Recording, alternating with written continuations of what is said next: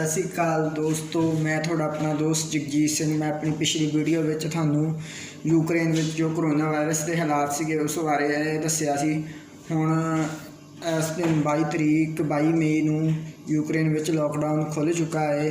सब लोग अपने पहलों की रूटीन वांगू आ जा रहे हैं तो कई बिजनस यूक्रेनियन गौरमेंट ने चला दिते हैं तो नवे तरीके नाल वो बिजनस नूं स्टार्ट कर रहे हैं।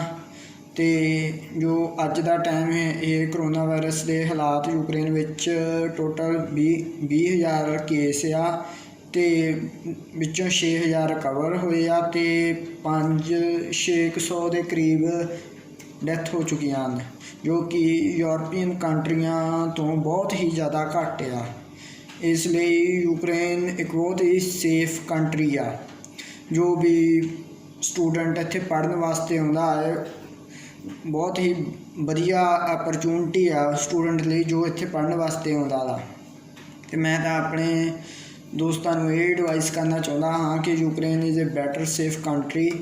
एंड हुण देखो वाहिगुरू दी मेहर नाल 15 यूक्रेन गौरमेंट कहती कि जून महीने तक असी एयरपोर्ट भी ओपन कर देवांगे तां जो लोग एक थां तो दूजी थां हवाई सफ़र कर सकन। तो होर कोई भी इनफॉर्मेशन मिलती आ थानू उस बारे जरूर दसूँगा। तुसीं बाहर का व्यू देख सकते हैं। बाहर अज बहुत ही सोहना व्यू आ। थानू बाहर का व्यू दिखाने आ, बदल छाए हुए आ।